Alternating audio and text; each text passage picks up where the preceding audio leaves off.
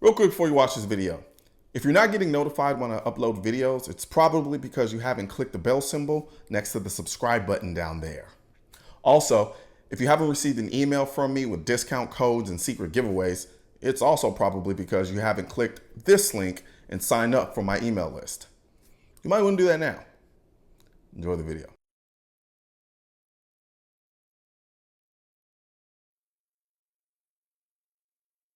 You know, they say the revolution won't be televised, and that's true, because that's a battle between your heart and your mind. Yeah. The idea of America was one of a greater society, unshackled from tyranny and religious oppression, a shining city upon a hill. In 1778, the government of New York adopted their official state motto, Excelsior. The Latin phrase translates to ever upward.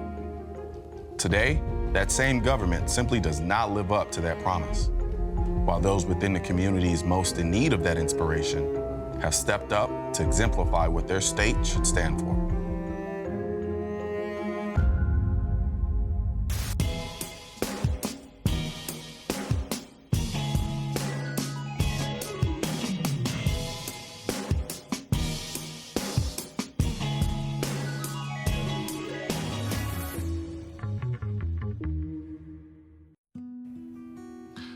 What I wanted this episode to be about was the people, and not in a way as to shine a light on the problem so much as the work that's being done by the people on the ground to try to make a change, to make an impact. This episode is really more about redemption, about people who have not come from the best backgrounds, who didn't have the greatest of lives, but wake up every day and bear the burden of trying to fix the community that they're living in, with or without the help of their representatives. And so to me, that is more important than just highlighting the issues and casting blame on the representatives that I think should be the ones up front and center trying to make a change. When those representatives won't do that, you'll get people like you're about to see who step up and take the steps necessary on a daily basis to try to fix the conditions in their environment.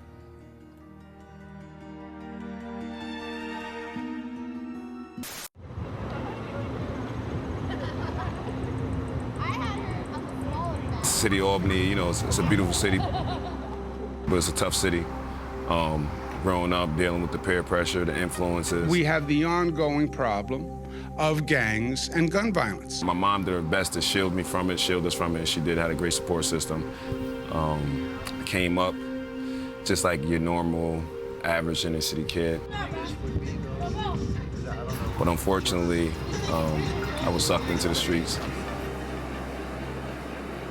Next thing you know, I'm in gangs and, jail, and I was in college when I was young. Yeah. But then I didn't take advantage of that. I've been through a lot, man. I've been shot, been on trial for attempt murder charges. I've been through a lot of stuff here in the city of Albany. I had to go sit down for a year. I was incarcerated for a year. Yeah. And it's sad to say, but in that year I learned so much about myself, being isolated and being still. And I found my center. And when I came home, I began to change my life. I started my own nonprofit. Okay. It's a restoration program. What you see now is a shirt that I have on. And I just began out here to be the example. I give kids jobs every summer. We had a great summer this year, 42 kids this year. Been doing it for 9 years now. And that's where I kind of found my peace. I found where I said, you know what, I can teach kids ownership, accountability, responsibility outside of the dissonance that they're going to be facing in society, outside of the choices that they're going to have to make better choices with. And, that's what I began to do. I've been there. Yes. So this is the slums. Showing them the real, man. Showing them Albany, baby. Yes. Barbershop is one of the pillars in the community. To me, you have, the church and the barbershop where people can feel free, talk, speak, and you have a certain amount of connection.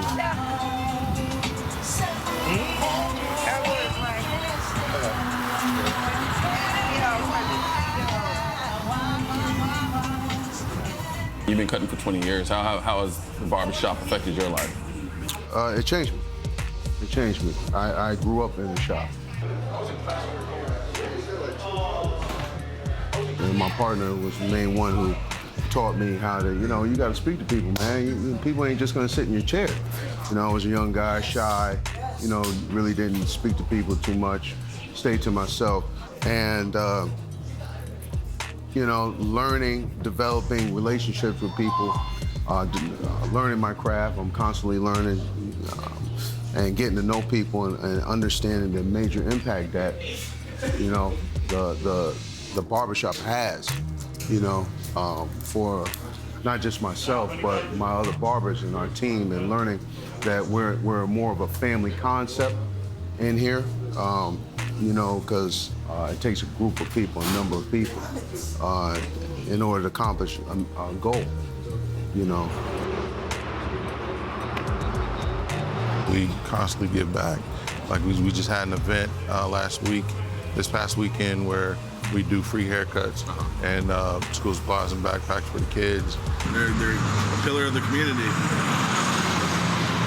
You don't see a lot of people do stuff like that for the kids around here like that. And it's good for us to do that because these young people, they need as much positive reinforcement as possible. Yeah, today is all about the kids, you know, and setting them up for a right path for school. So it's a good thing to set them up and give them a better outlook on life, you know? You got a fresh backpack, a fresh haircut, makes them feel better about themselves. So to give them a haircut, to say hello to them, give them a backpack, give them school supplies, and let them know that you are somebody and you're appreciated and you're loved and you're cared for, and that's what needs to be done by many more people. I've been coming here since I was a teenager. 15, I'm 38. You know, hopefully I bring my son here, and when he gets older, hopefully he brings his kid here too. Take it easy. And this is your redemption. Over the years, large swaths of the city's urban core have been either destroyed or in decline. But earlier this year, for the first time in the city's 400-year history, it adopted a comprehensive urban plan aimed at turning things around. Improving education is a key part of the plan. We find in low-income communities too many of the young people who are not graduating. In Albany, I think it's something like 50% are not graduating. That is a serious indictment of our society.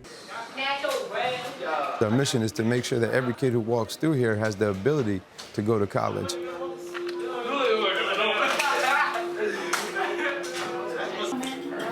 How are you? Dr. Paul Miller. I'm originally from Rochester, New York. Probably one of the most violent, poorest cities in the country. I grew up in the middle of the projects there, just kind of knew that I had to do something different, wanted better, and I knew I had to find a way out. So education and sports were my way out, and now it's my goal to find a way to give it back to our kids. The goal was to start something and to do something to give the young men a choice, give them an opportunity, do something where they could eliminate distractions and work on focus and getting them to college. Education is everything. Education empowers them. It's the greatest equalizer. It equalizes the playing field so they can go somewhere and stand on their own 2 feet to be able to compete with anybody in this country. And we give them the tools to be able to do it. We give them the power to have a diploma, the power to go to college. Is college for everybody? Absolutely not. But every kid will leave these doors with the ability to go to college, and every kid will be accepted into college. Our total population is about 97% black males, and our poverty rates is about 87% poverty. And our graduation rates are always between 85 and 97%. I will guarantee you a diploma in 4 years if you come in here and care just a little bit. That's not an easy thing to do, you know, climbing out of that negative behavior. Incredibly hard. You know. Like it takes exceptional people, which I hold us to that standard. Yeah, absolutely. To get out of. I really do. Absolutely. There's work to be done, and then that work is education amongst ourselves, education amongst the community. That's the hurdle, though. That's our lesson in life. That's what we have to realize as humanity. You know what? We have this fortitude. We can do this. You know, we don't have to sit here and wait for permission to change, to put some morals, you know, and some values in our community and start operating in these principles.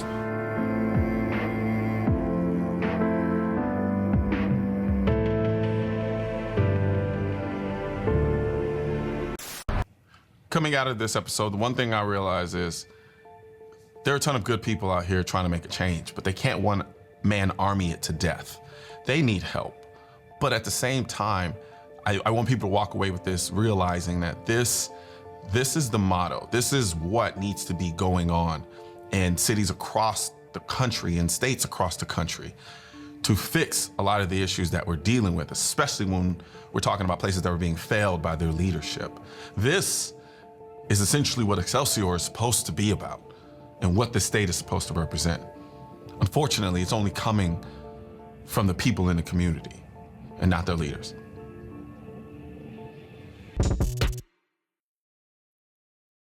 Can you save me from myself? Save me from my soul. Can you save me from this misery? Save me from this world. Can you save me? What's going on, folks? This is Colion Noir. If you like what you saw in this video, be sure to hit the subscribe button that should be located on the bottom left portion of the screen. I mean, come on, who are you fooling? I know you want to.